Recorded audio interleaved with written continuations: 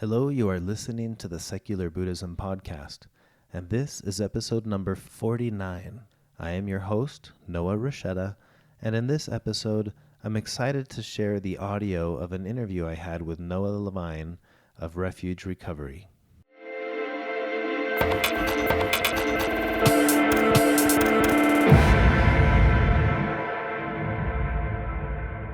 Earlier this week, I had the opportunity to interview Noah Levine, founder of Refuge Recovery, a mindfulness-based addiction recovery community that practices and utilizes Buddhist philosophy as the foundation of the recovery process. We all know someone who is, has been, or will be affected by addiction. It may even be you. The information presented in this discussion could change your life or the life of someone you love. The original interview was broadcast live to the Secular Buddhism Facebook page and uploaded to our YouTube channel. You can watch it at facebook.com/Secular Buddhism. So welcome to the Secular Buddhism podcast, and at least right now, the Secular Buddhism podcast live on Facebook. Can you share it? Can you share it live on my page at the same time? Let's see. I think it only allows me to share to the pages that I manage, but I have you tagged. Cool. I have you tagged, so hopefully that will show up on your page. There's probably to do it, huh? What was that? I said there's probably a way for me to share it live from your page or something. Yeah, there should be. Oh, here's what I'll do. I'll share the stream on. Do you want me to share it on the Refuge Recovery page? Sure, you could do it on Refuge, but I was thinking on the Noah Levine 108. That's where most of the largest number of followers are. Okay. I'll look for that real quick. Oh, yeah, I see that.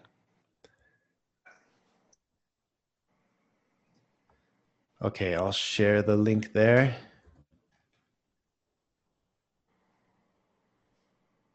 Okay, I posted that on your page. Cool. Great. So this whole idea to interview you kind of started as I picked up a copy of your book, Refuge Recovery, after a friend of mine was going through addiction and recovery and kind of dealing with the aftermath of it, really, spending time in prison. And it got me interested in wanting to discuss the topic of addiction and recovery with him, but a mindfulness-based approach, a Buddhist-based approach. So I picked up your book and started reading it. And the very first thing that happened as I started reading it was something that had happened a while back in my life. My wife and I went to marriage counseling many years ago. And I remember going through that and thinking, this content is incredible. Why do couples wait until they need to hear this? Why don't they? It should be mandatory. If you're going to get married, you've got to go to marriage counseling, pass this course, and then you're going to have all these incredible tools for how to deal with the inevitable ups and downs of marriage. And I had this similar experience reading your book where I was thinking, wait a second, this isn't necessarily for someone who's already struggling with addiction. This should be for anyone, because it helps you to understand the underlying causes of addiction, which happen to be very similar, or if not the same, as the underlying causes of suffering. And so I decided, well, I want to talk to Noah and maybe feature this book and feature your work on the podcast to my podcast listeners who are just interested in living more mindfully, because this is exactly what that does. It helps you to, I think, if anything, preempt ever reaching that stage where you may encounter addiction. And certainly there will be people listening to this who know of someone in the past or in the present or in the future who may struggle with addiction and recovery. So I thought it was good timing to have a conversation about it. So thank you for your time and for joining me to have this conversation. what I was hoping we could talk about first is maybe just a brief introduction about you, your story, what led you to Refuge, to create Refuge Recovery, and your story with what led you to mindfulness and Buddhism.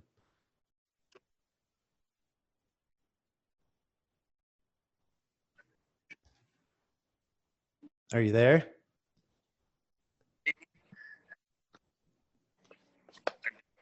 I am, but I'm missing you a little bit. Let me disappear for one moment, make sure I'm on the right Wi-Fi. Just one moment. Okay, sounds good. I'm still here if you still have my audio. I just want to make sure I'm on the right Wi-Fi. Right. Help. Let's get a better connection here.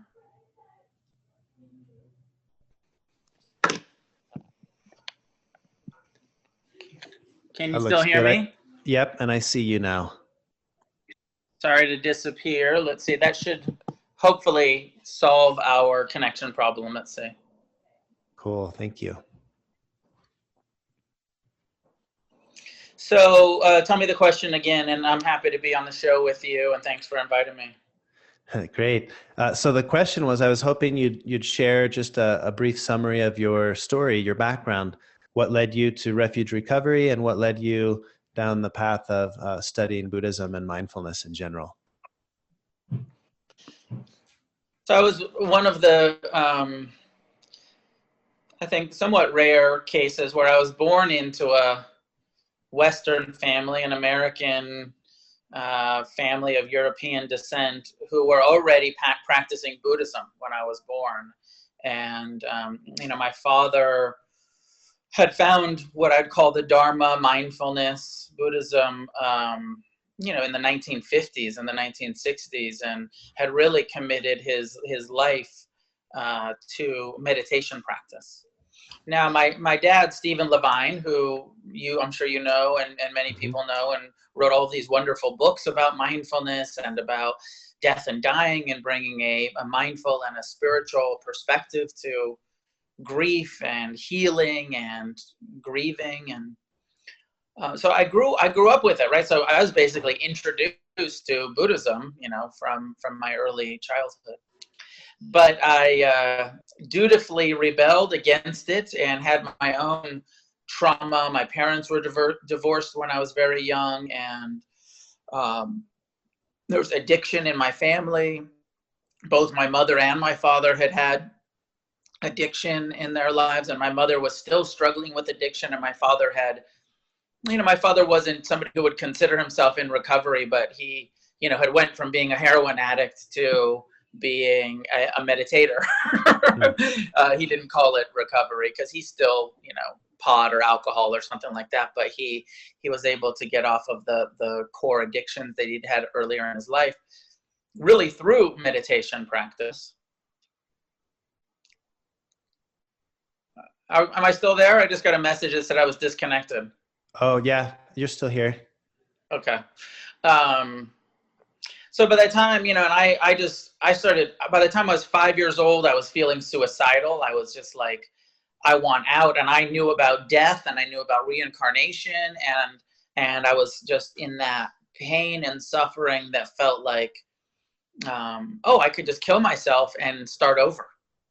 And at such a young age. And then I found drugs and alcohol, and I started drinking my parents' booze and smoking their weed and eating their acid and their mushrooms, and drugs saved my life. Drugs were like the thing that allowed me to self-medicate and get out of some of the pain and existential angst and suffering that I was experiencing in early childhood. That, so much so that I was suicidal. And drugs and alcohol were a good time. And I found punk rock in, 1979. And I found, like this radical, rebellious drug culture that made a lot more sense to me than mindfulness, than meditation, than I had pain, and I, was meeting my pain with trying to avoid it. And that worked for some time. And then It stopped working, which is what happens for all addicts. Mm-hmm. And for all, not only addicts. I think that this is actually, our coping mechanisms, Sure. only work for so long. And by the time I was a teenager, I wasn't experimenting with drugs. I was addicted, and I was smoking crack cocaine, and I was injecting heroin, and I was drinking alcoholically on a daily basis. And I was in and out of institutions, and I started getting locked up. And I started getting sent to recovery stuff at about 13 because I'd get arrested a lot. So they'd send me to AA and say, get your court card signed. And so I had some awareness that there were recovering addicts and alcoholics.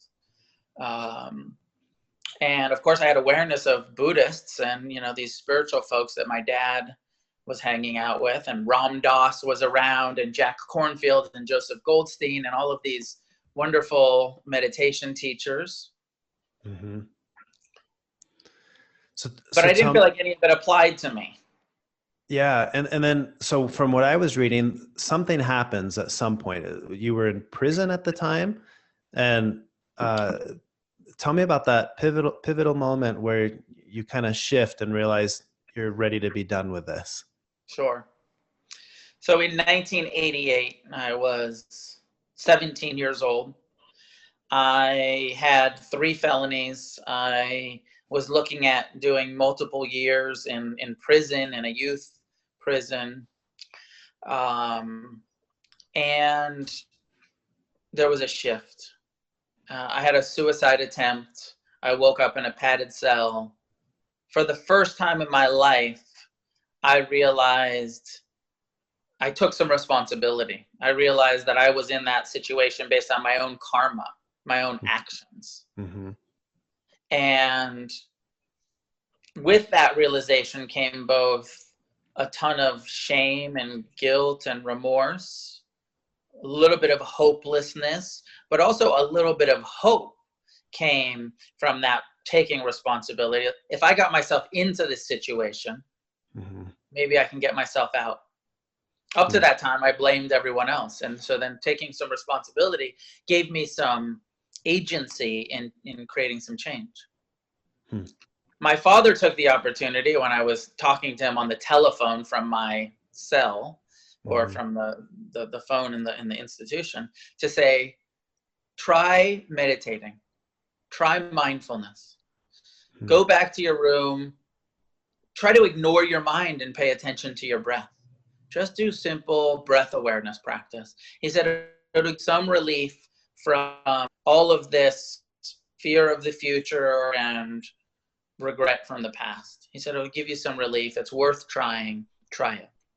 And I was desperate enough and that I said, okay. And I went and I sat in my cell and I started meditating. And I started a meditation practice that became the only thing that really made sense to me. I saw in meditation right from the beginning that this was an action that I could take. I wasn't very good at it. It wasn't a quick fix. It didn't solve all of my problems, but it gave me a tiny bit of relief. And it theoretically made sense to me that I was training my own attention, mindfulness of the breath and body, and getting some relief from the confusion in my mind, the addiction, and in my mind. And at the same time, I started going to recovery. I started going to the 12-step meetings that were in the institutions. And in there, what they were saying was the solution, a Judeo-Christian philosophy that God was going to remove from me, that a higher power was going to restore me to sanity and remove my alcoholic craving. That didn't make sense to me. I was an atheist. Like what they were saying didn't make sense. But the meditation made sense. But what I found in recovery was I found community. I found all of these wonderful people who are just suffering like me, addicts, and they were there to help, and were just like volunteering to show up and saying like, you can recover. And so the 12-step community has been so integral, so important, so key to my recovery. Because when I got out of jail and I started going to Buddhist meditation retreats, the Buddhists weren't really my people. Mhm.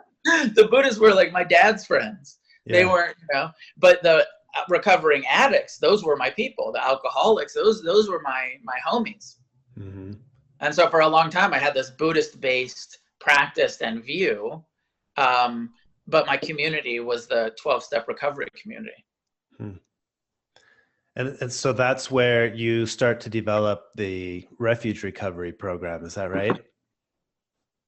I didn't, for the first 15 years, I practiced Buddhism. I participated in 12 steps. I began teaching Buddhism. My teachers, Jack Cornfield, Venerable Ajahn Amaro, my father, Stephen Levine, started encouraging me to teach. I started going back into the juvenile halls and the prisons, community groups, teaching mindfulness and loving kindness and forgiveness and teaching meditation. Huh. But I didn't do recovery-based meditation. I said, this is for everyone. Everyone has some suffering, not just us addicts. Everyone has it. I want to make this available to everyone. I don't want to exclude someone like you that doesn't identify as a recovering addict from my meditation community. I don't want to say this is only if you've become a junkie or an alcoholic. Yeah. So for the first, 15 years of teaching, I've been teaching for over 20 years now. I didn't do recovery stuff really. I did Buddhism for everyone. Yeah.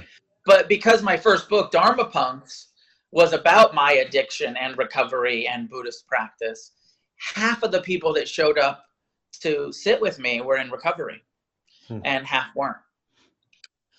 So eventually, about 10 years ago, it seemed like, oh, I should create something. There's a whole bunch of cool stuff that's been done around Buddhism and the 12 steps. Kevin Griffin, Darren Littlejohn, a handful of other people who've done this kind of cool stuff around, like, here's a Buddhist way to look at the 12 steps, which I thought was what a great resource. But it always left me feeling a little bit like, why do we have to keep trying to understand a Judeo-Christian worldview through a non-theistic Buddhist worldview? Sure. Why do we have to keep trying to make these things that don't really fit? They fit in some ways and they don't fit in other ways, right? Belief in God or not belief, like it doesn't totally fit. Sure. So then that's when I said, okay, I'm nobody else seems to be doing it. My community is asking for it, which had become thousands of people. My centers in San Francisco and New York and Los Angeles and Nashville and Boston and, just all of these communities that were hungry for it. So that's when I created Refuge Recovery, which, 3 years ago when Refuge Recovery book came out, there was about 10 Buddhist recovery meetings in our lineage. Now there's over 300. Wow. And it is just like, as soon as the book was out there, people were just like, yes, this is what I was looking for. This makes more sense to me, or this helps me understand the 12 steps, or there's a lot of people who are like, well, I love the 12 steps, but I never really learned how to meditate. So now Refuge Recovery is an opportunity to really learn some deep meditation practices. Yeah, one thing I loved about the way you formatted the book is that it not only introduces you to these concepts and helps you understand why they work, but it gives you the outline of, if you don't have a group close by, this is how you can format these meetings yourself. And then you do this and you do that, teaches the meditation. I think it's really useful for someone who may not have a group that they can attend. Yeah. So Refuge Recovery is pretty big now. So tell us a little bit about how this works, because you have an actual center, right, where people could go to like get clean, but there are also communities, like local groups that get together. What's the difference between the two? Yeah, so there's the professional treatment center. It's called Refuge Recovery Treatment Centers. And Okay. that's, detox, residential, sober living for people that want to come to a professional treatment, with Mm-hmm. psychotherapy and trauma resolution and physicians and medicine management, all of that. So that's available. It's insurance reimbursed. We just have one center so far in Los Angeles. I felt like it was my responsibility if I was going to say, here's a recovery path. I knew so many people were going to want to use it for treatment to Mm-hmm. actually provide a really good professional treatment model with it. So we're doing that, and people can find that information on Refuge Recovery Treatment Centers.com or refugerecovery.com. Okay. So, but then the other side of it is what I really wanted was I think that the 12-step model of peer-led addicts helping each other, alcoholics helping each other is brilliant. Yeah. And so we created a format for this is how we can do a peer-led meeting with a guided meditation in each meeting that's not led by a meditation teacher, but by a script. Mm-hmm. Here's the mindfulness instructions. Here's the forgiveness instructions, the loving kindness. And it's just read by somebody, read slowly by somebody in the meeting so that every meeting has a meditation practice with the instructions. Yeah. Yeah, I like that because it allows anybody to lead that. Yeah. So let's talk really quickly about some of the key differences or similarities between a program like Refuge Recovery versus, let's say, AA, the 12-step program or any other program like that. So there's so much in common. And there's some key differences. I mean, let's point to the common first, like community is key. So, peer support, accountability, compassion and service, helping each other, tolerating each other, key. Showing up and having commitments to say, I'm going to be here. I'm going to do this. I'm going to do my inventories. I'm going to look at myself and my resentments and the suffering and the cause of suffering. There's all of these commonalities. The core difference between a Buddhist perspective and a theistic perspective is that, the 12 steps are still are ascribing to a monotheistic worldview that human beings are powerless, that there's a grace or a blessing or a cursing from God that is, affecting us, that there's a higher power that is actually in control of human beings. And Buddhism has a non-theistic worldview that understands karma, that believes in responsibility, that believes in the human ability to free themselves from the suffering of addiction through their own actions and their own efforts. Some of the 12-step view is that human beings can't do that. Only God can do that. Only God can restore you to sanity. Only a higher power can remove the craving for alcohol or drugs or whatever it is. So there's some differences there, right? Do you assign that recovery to an external power greater than yourself, or do you assign that meaning to one's own actions and the human ability to heal, to recover, to awaken? And so Buddhism takes that much more of a humanist psychology view than a Judeo-Christian theistic view. Sure. Okay, which obviously is very suitable for someone with that worldview. So I want to discuss now a couple of the things that really stood out to me in your book. I love the book. I feel like it does a great job of presenting the basic Buddhist philosophy. And just kind of summarizing this again for listeners. So from the Buddhist perspective, there's kind of this idea that there's life as it is, right? Reality. And then there's life as we think it should be, which is the story or the narrative. And sometimes they don't match up. And when we encounter this, we have this sense of discomfort. Something is wrong. I need this to match this, right?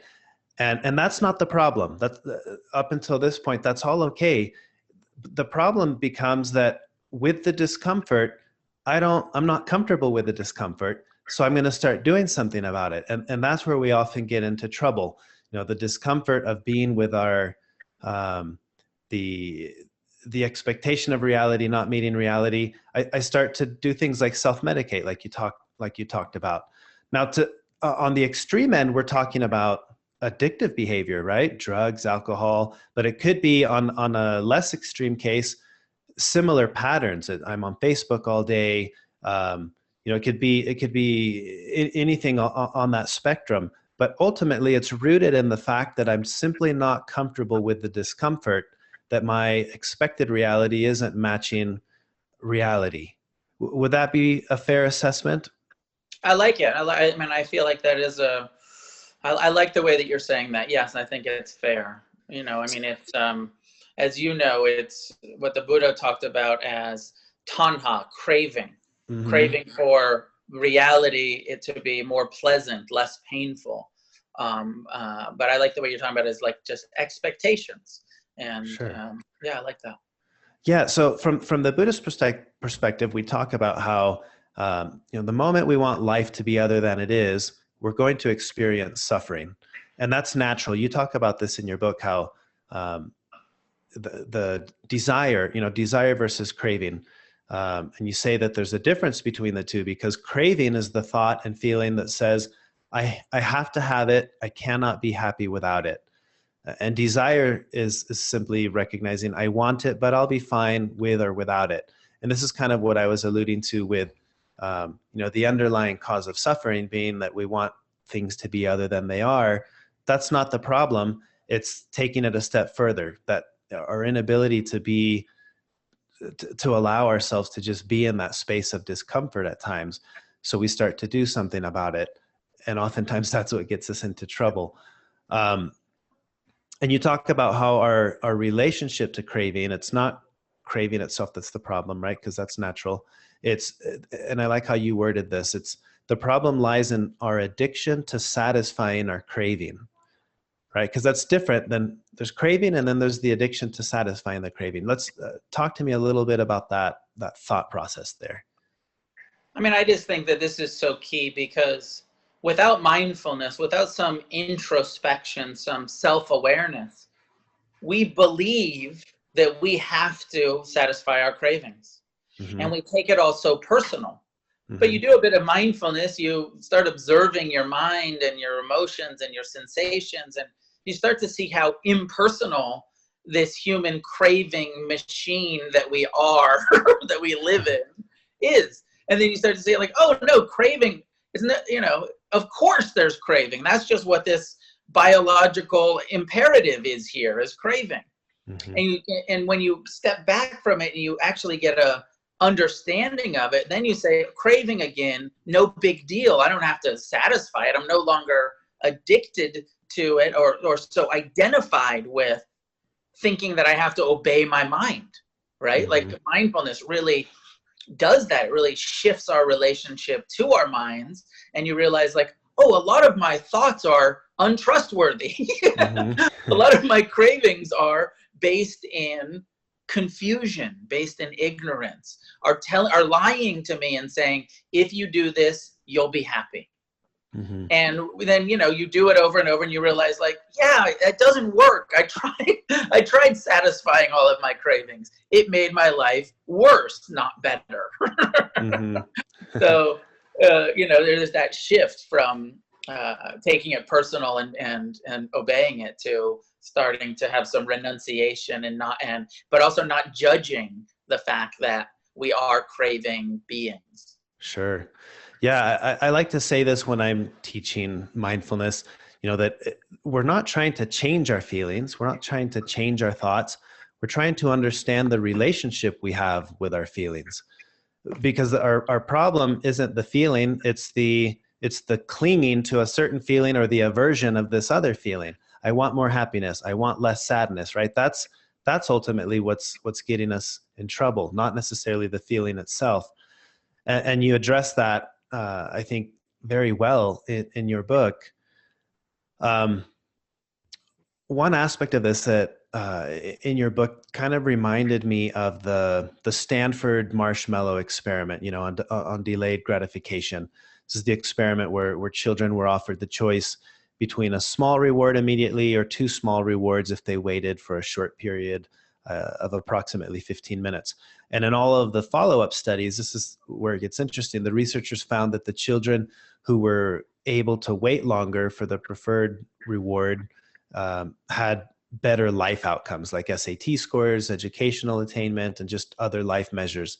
So what that indicates to me, again, is what mindfulness is helping to understand is our ability to be with something patiently for a moment, especially discomfort, right? What I see over and over when I'm teaching mindfulness at workshops is people who are experiencing some form of suffering, who are unable to be with the suffering, complicate it. You know, like Pema Chodron says, like I'm paraphrasing it, but like often the worst of our situations are the ones we give ourselves, right? A lot of the suffering that we experience is suffering self-inflicted. So I think that's where mindfulness really kicks in here. And then something that you talked about in your book that I wanted to address here. You know, you said, what does awakening or enlightenment look like? No, this is me asking you, what does awakening or enlightenment look like to you? How would you describe it? To be awake seems to mean to see reality clearly. Mm-hmm. When you're seeing reality clearly, you're understanding that everything is impermanent. Everything is constantly changing. Every thought, every feeling, every sensation, every person, that there's law of impermanence. When we're awake, we're seeing that. We're understanding it. And we're living in harmony with it. Understanding that, you know, we're seeing reality clearly, that everything is perceived as pleasant or unpleasant or neutral. That there's just a feeling tone to every sight, sound, smell, taste, sensation, environment. Thought. And thought, yeah, what happens in the mind. And that our relationship to that pleasant or unpleasant perception is the cause of our ease or our suffering.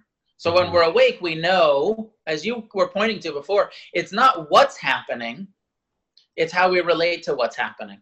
Mm-hmm. So when we're awake, we understand that everything's impermanent and that our response is going to be, you know, how we're relating to it is going to be the cause of our happiness or unhappiness. And maybe the third thing that I will say is we're also awake to how impersonal so much of what we're experiencing is. There is not a solid, separate entity that we can say, this is I, this is me, this is mine. That what we have taken birth into is a human condition, as a craving mind and body, and it's not our fault, and it's not who we are, and it's not personal. And so really, to be awake in the simple way is to see clearly and respond appropriately. The appropriate response ends suffering. And that would be my working definition of what it means to be enlightened or awake. Yeah. And you know, and then there's the question of, and also of to recover, right? What are we recovering to? We're recovering to this ability to see clearly and to be at ease in the midst of joy or sorrow. Yeah. To not satisfy our addictive cravings, and to see that they're impermanent and that they arise and they pass. That they're calling for compassion, that they're calling for forgiveness. Sure. And then there's the question of, you know, is this awakening permanent? Or are they little moments of awakening throughout our meditative life? Now, of course, the Buddha said eventually you can come to nirvana, you know, a permanent state of not suffering, where you will end the cycle of rebirth and you will be free from suffering forever. So that's the, you know, that's the highest level. And then I think there's the practical level that we're working with, which is like, in this moment, could I see more clearly? Could I respond more wisely? Am I clinging to something that I could let go of? Am I resisting something that I could accept that is impermanent, even if it's painful, even if it's a painful emotion? Could I accept this, be with it, let it come through, let it pass through, rather than damming it up? Sure. You know, and I think that's where this concept of suffering is natural, right? But we start to suffer because we're suffering, and we're compounding. This is where it becomes unnecessary suffering. And I think this is what I like about the mindfulness approach in general, but especially the refuge recovery approach with addiction. I see in people who are struggling with addiction this sense of, you described it earlier, you know, there's a period of guilt, of feeling unworthy, and this approach helps you to know, or I guess helps you to realize, as Alan Watts says, right? You're under no obligation to be who you were 5 minutes ago. This idea of impermanence frees you. It gives you this sense of liberation to say, hey, in any given moment, I get to start over. It's this moment is the moment that matters. Everything in the past is done now. It's over. So I don't have to hang on to that guilt or to that shame, because I do have the ability to say, well, you know, don't judge me for who I was yesterday. I get to start over now with this new information, new knowledge. I wrote down a quote from your book that I really like, going back to this awakening and enlightenment. You said, awakening within each of us is the experience of non-suffering. Not suffering can be considered blissful when compared to suffering, but that does not mean it is pleasurable all the time. We need to let go of our fantasy of unending pleasure and craving for the pain-free existence. That's not the type of spiritual awakening that the Buddhist path offers. And I like this because we're going back to this, it's this form of radical okayness. My friend Christopher Lebo Ross, who runs the Salt Lake Buddhist Fellowship here, he talks about this concept of radical okayness. The first time I heard it, I just loved it, because life can be radically okay. And that's kind of what you're insinuating in this definition of enlightenment. It's that realization that it can be okay, and it can be okay that it's not okay, right? I can be with whatever the emotion is that I'm experiencing. And that, to me, from a secular Buddhist standpoint, is really resonates with this idea of enlightenment. It's that you become okay with reality as it is, even if that means being okay that it's not okay. Yeah, I like it. Yeah. And I mean, and then our definition of okay and not okay is, you know, is it painful? And it's like, yeah, yes, we can, it's that maybe in a more traditional language, we'd talk about that okayness as equanimity, right? That equanimity of, if it's painful, I can still be at ease in the midst of pain. Sure. I don't have to add anger and hatred and fear on top of it. It's just pain. Yeah. You know, and also with joy, I don't have to ruin joy by getting attached to it. I can let it arise and pass. Yeah. Yeah, I like that. And you see this all the time. At least I see this all the time. And I used to see this all the time in myself, particularly with the negative emotions of being angry, but then being angry that I was angry, or being sad and now I'm sad that I'm sad. And at the time, not realizing that a significant part of that discomfort or that suffering was the second layer. Absolutely. Yeah. Okay, so I have a couple of questions that people sent in and wanted me to ask you. So I want to go through a couple of these real quick. One of them has to do with the TED Talk, Everything You Know About Addiction is Wrong. Are you familiar with that video? I'm not. So I watched it. One of the things I liked about it, kind of what he's trying to get at, is that the way we've looked at and tried to understand addiction may be completely wrong. And what he gets at the end is that the opposite of addiction is not sobriety, but it's connection. It's our inability to have connection that can lead us down the path of addiction. And I kind of wanted to get your thoughts on that idea. it's not a new concept that much of addiction is a attachment disorder, Mm-hmm. and that addicts become pretty isolated, even if they're in a drug community. It's still a fairly self-centered experience of being an addict and a lack of connection. Mm-hmm. And I feel like this is addressed very well. So I don't know what his argument against, because I feel like it's addressed very well in the 12 steps and also in Refuge Recovery, that a huge part of the healing from addiction is the community, is being connected to fellowship, to sangha, the accountability. That I feel like that is pretty well understood, that part of the recovery is, well, and I think that's the connection. argument he's making, that with that strong connection, you're less likely to have problems with addiction. Oh, to become an addict in the first place. Right. Well, of course, that's true, but that's true, but that also feels self-evident of like, yeah, well, why? I mean, and this is part of the inventory process in Refuge, which is everyone has craving. Mm-hmm. Not everyone becomes addicts. So there's a 30-question inventory process in Refuge Recovery that says, let's try to identify how, what set us apart from normal craving and pushed us over into addictive behavior, mm-hmm. and addictive craving. Mm-hmm. And that attachment stuff, the lack of connection, obviously, yes, that's for a lot of us. We felt isolated, we felt alone, we had low self-esteem, we felt separate, different from.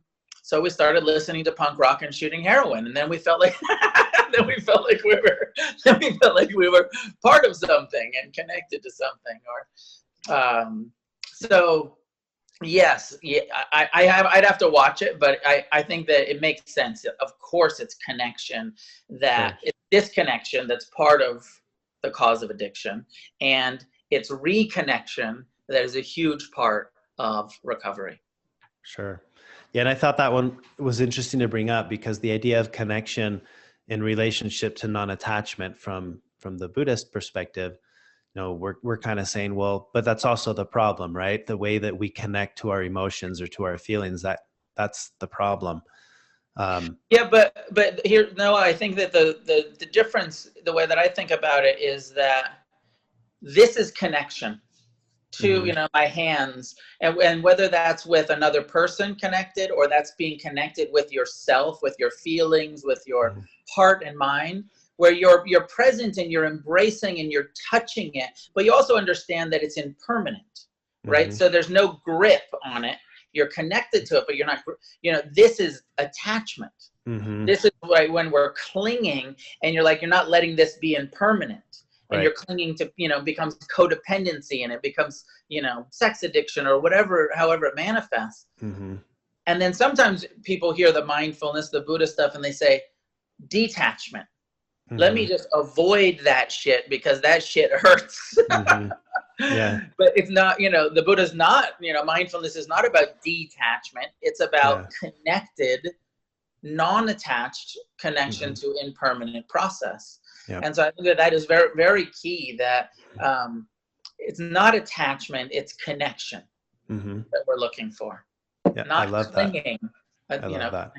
Yeah. And I think visualizing that with the hands makes so much sense. It's not this, and it's not right. this. It's that's this. Right. For the people who are not going to see this, but are going to listen to the podcast, it's not going to make as much sense. True. They won't know what we're doing with our hands.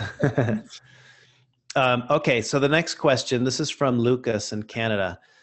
He says, I'd like to ask about cannabis. I would like to know if Noah thinks it's possible to consume in a responsible manner while following the path. Cannabis has been a part of my life for a long time now. Now that I'm older, I've learned to consume without excess, and I understand the relationship I have with the drug. I reflected on the non-attachment aspect of the practice, and I know my habit doesn't own me. I don't define my happiness by it, nor do I need it to be happy.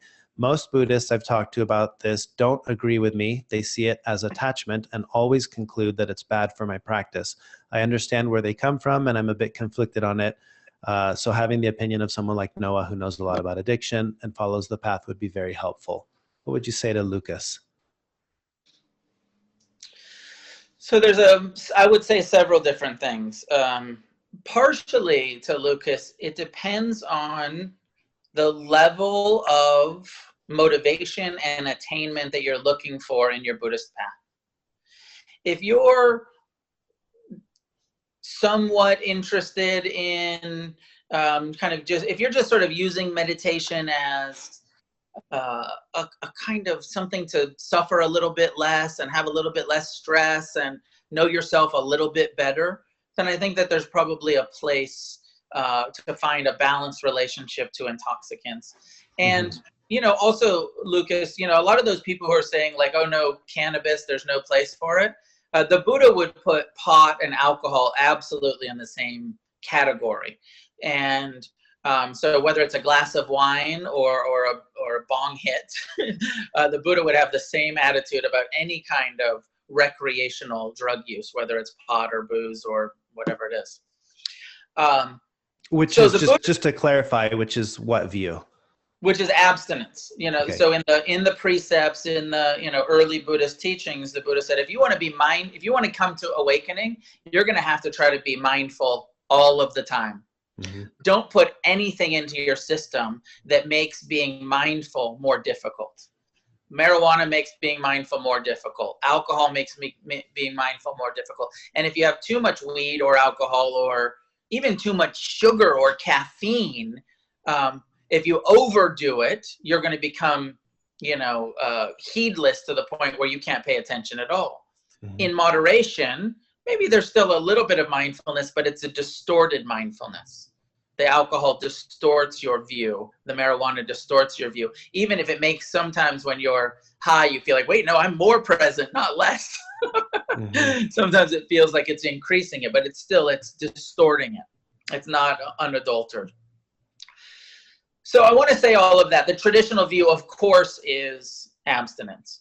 Mm-hmm. That having been said, you mentioned Alan Watts earlier.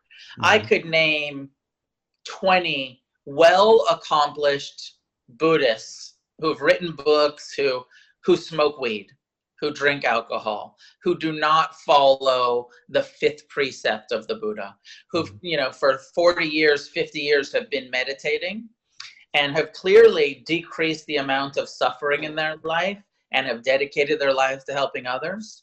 And then in some traditions, like in the Tibetan traditions or the Japanese traditions, they don't even practice the fifth precept as abstinence. They say moderation is okay. I'm very clear that the Buddha said abstinence, but people have now changed that, reinterpreted that to say moderation. So, Lucas, there is a place, if you're not an addict, right? If you're really honest with yourself and it's not addiction and it's a recreational use of pleasure-inducing substance, whether that's alcohol or pot or whatever it is, and you still are very serious about getting on the cushion and going on retreat, and you will absolutely still make some progress. And my sense is that if you get really serious about it, you might want to consider letting it go and saying like, oh, I don't need that. I'm just going to be, in the place of trying to just deal with life and see life and enjoy life free from any kind of recreational use. But that's a personal choice. I had another friend who came to me, he asked this question long time ago, 12, maybe 15 years ago. And I said, okay, just do this. You're serious about meditation. Make your relationship to marijuana your meditation. Be really mindful when you're crumbling up the buds and you're rolling the joint or whatever you're doing. Bring real mindfulness to it. And then when you smoke, really meditate with that experience. Watch how your mind changes. Watch how your attitude changes. See what happens so that the whole thing is a meditation practice. So he did that. And he said after doing that for a month or so, he said, I didn't want to smoke pot anymore. I didn't enjoy it when I was mindful of it. He said, I didn't want to do it anymore. And then he stopped smoking pot. And he hasn't smoked pot in 15 years because when he really brought mindfulness to it, he saw like, oh no, I don't like actually what this is doing to my mind. I want to stay awake. Mm-hmm. Yeah, I have a friend who likes to say, the only thing I like to be high on is mindfulness. Okay, so we've got this question from Debbie in Texas. She says, I would like to know how family members and friends can apply the teachings of the Dharma to cope with another person's addiction. Also, I've studied Buddhism and I've recently become a member of Alcoholics Anonymous. I see a lot of similarities in the two, except the strong reliance on the higher power for recovery, which we already kind of addressed. And she said, I'd love to hear Noah's thoughts on this. So the way that Buddhism, it sounds like you already, the questioner already has some familiarity with it, but in Refuge, everyone comes together. We're all looking at our craving, our clinging, our aversion. We're all looking at the relational, the eightfold path. How am I communicating? How am I showing up in my actions? What are my intentions, my understanding? How much mindfulness, concentration, so we're looking at the eightfold path as the treatment for addiction, as the treatment for relating to our loved ones who are addicts, as the path for all of life, right? This is what the Buddha said, for everyone, be mindful, learn to concentrate, put the effort into being careful with what we say and what we do, how we relate to money and sexuality and intoxicants, and to take that full responsibility for, one of the core things that I think has been most helpful for me in relationship to my loved ones who struggle with addiction is the equanimity practice. And so maybe that's where I'll land this question, which is, loving kindness is the practice of saying, may you be at ease, may you be happy, may you be free. Compassion is saying, I care about your pain, I care about your suffering. Appreciation is saying, I appreciate your happiness, your joy, I wish you well, I celebrate your happiness. And equanimity is saying, even though I care about you and I love you and I appreciate you, I know you have your own karma. And your happiness or your unhappiness depends on your actions, not how much I love you. And so equanimity is that bigger step back practice and understand that I can't control you, no matter how much I love you. I can't control your action, your karma. Only you can do that for yourself.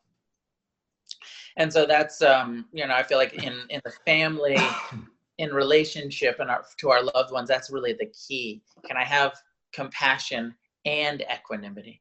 Can I have love and kindness, forgiveness, and a core sense of being at ease, even when they are in the midst of addictive suffering? Yeah, I like that. Okay, thank you. And then this is a question from Glenn in Australia. He says, I'm living in Melbourne, recently moved from New Zealand. I've been attending a 12-step meeting for 12 years. I have found the only refuge recovery meeting in Australia is here in Melbourne.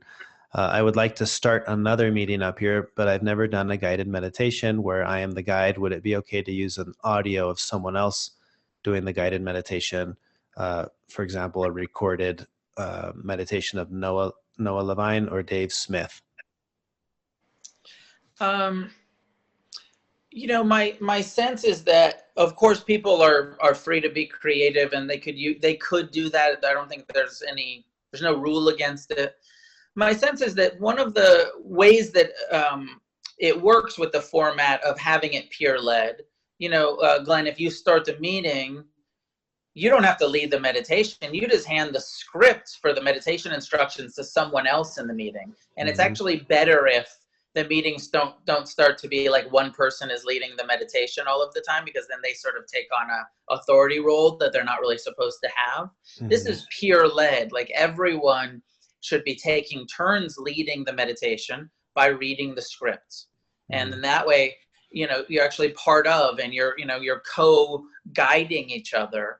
And it's really my hope that Refuge maintains that peer-led energy and that we guide each other. And I also like this, not only for the connection that it brings to the group, but I also like that it's breaking the hierarchy of Buddhism, where, you know, that we've had these thousands of years of this patriarchal, hierarchical, you know, only the meditation master is allowed to give the instructions. And it's just more religious hierarchy. And I personally don't like it so much.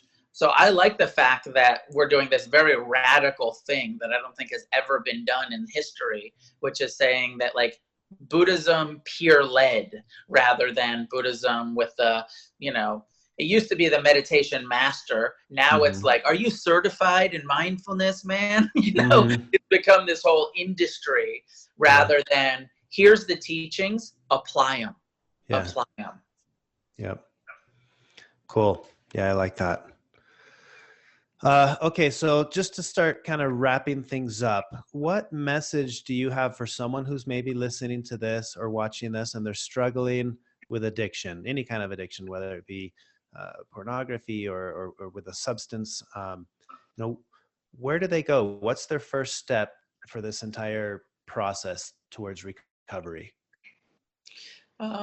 You know, maybe the first step is admitting it, right? Like admitting it, acknowledging it, accepting it, telling some people, you know, not, you know, so much of addiction is the secrecy, is the shame, is the isolation.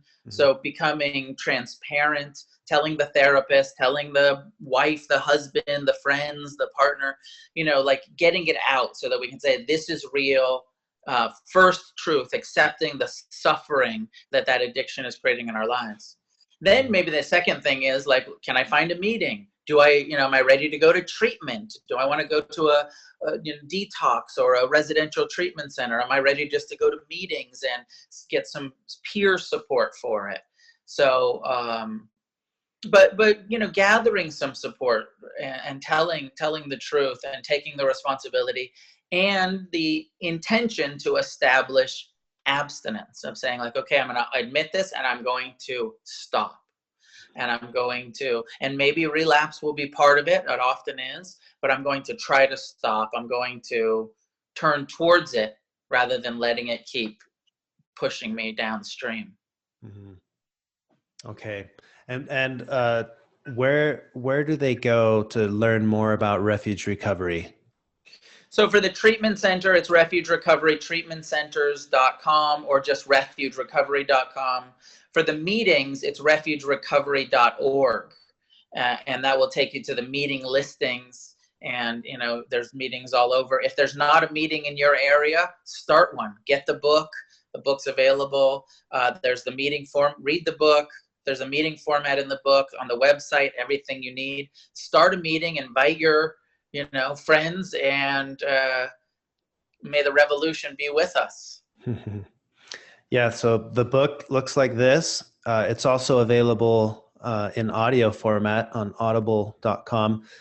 And yeah, I would recommend that's a great place to start to become familiar with how mindfulness can help you in this process, this addiction recovery process. And I do want to emphasize to anyone listening who doesn't have, isn't struggling with addiction, you know, that to recognize that to some degree, we all have a core addiction, the addiction to craving the pleasant and avoiding the unpleasant, which is kind of the overall Buddhist view of what it is to understand, you know, the nature of reality. And this can end up being the cause of a lot of our suffering for ourselves and others. So anyone who's listening or watching who just wants to understand mindfulness a little better, you know, replace the idea of addiction with just the idea of suffering. If you're experiencing suffering, this book is also instrumental and helpful to understand how do we break out of that cycle. Learning to become more aware of the relationship that we have with our life circumstances, with our thoughts, with our feelings, our emotions, and becoming more comfortable with the discomfort. And probably my other books, for people who aren't addicts that are just interested in mindfulness and Buddhism, Against the Stream or Heart of the Revolution are probably more appropriate for the people that are just looking at, okay, how do I apply this to my life? So those books will also have the guided meditations and a more overall Buddhist perspective, not the specific addiction like Refuge has. Oh, perfect. Okay. Yeah, I wasn't familiar with the other one. So Against the Stream is one of them. Against the Stream and Heart of the Revolution. Heart of the Against the Stream is an Revolution. overview of the Buddha's teachings, mindfulness, and the Eightfold Path. Heart of the Revolution is a deeper look into loving kindness and compassion and forgiveness, the Brahma Viharas, the heart practices of the Buddha.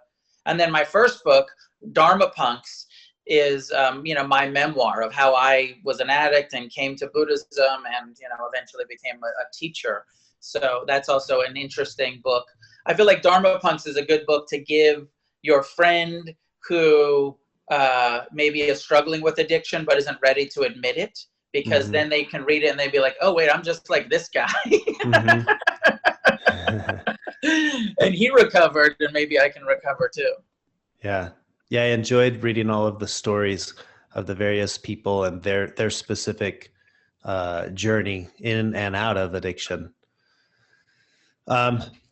Okay, so I want to just wrap this up with echoing something that you kind of emphasize, and I think in a lot of what you do, maybe in everything that you do, which is the idea that these teachings, the teachings of the Buddha, are revolutionary in the sense that it's a revolutionary act to go against the way that we currently exist, right? The way that we currently, we fuse with our thoughts and our emotions and our labels. And it's a revolutionary act to become mindful of the nature of our own mind, the nature of reality, and the benefits are incredible. Anybody who practices mindfulness will know that, but especially anyone who's dealing with any kind of addiction, could also have this radical change in their life because of these ideas and these concepts. So Noah, I want to thank you for coming on the show and for spending time sharing your insight and your wisdom about addiction and recovery. Hopefully anyone listening who would like to learn more, they can visit your website, refugerecovery.org, check out one of your books, and get on the path to liberation from that habitual reactivity that is causing you so much suffering, and for yourself and for others. Do you have any final thought or anything before we go, Noah? Maybe the only plug, we talked about Refuge. Againstthestream.org will give people information about my meditation retreats or classes. We have centers in Los Angeles, New York, San Francisco, Nashville. There's groups all over the country, Seattle.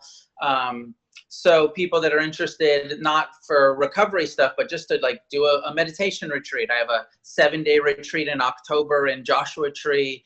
It's such a great thing to kind of just say, I'm going to take a week, I'm going to do a long retreat. And that information would be at againstthestream.org. Awesome. And really quick, I also want to plug your podcast, because a lot of people that listen to my podcast ask about what other podcasts are out there to listen to. And a lot of people who listen to mine recommend yours. And they say, I love the approach of Against the Stream and the way that they present a lot of psychology with Buddhist philosophy. So is that, does that have its own website? Your podcast? No, but the podcast is an iTunes, Against the Stream on iTunes is where the podcast lives. Okay, so just search Against the Stream in iTunes, and I assume any other podcast software, you'll find that. And that's another great podcast. Well, once again, Noah, thank you very much. I'm going to turn off the live portion of this now. So thank you, everyone, for listening. You guys have a great day. If you enjoyed this podcast episode, please share it with others, write a review, or give it a rating in iTunes. If you would like to make a donation to support the work I'm doing with the podcast, please visit secularbuddhism.com and click the donate button. That's all I have for now, but I look forward to recording another podcast episode soon. Until next time.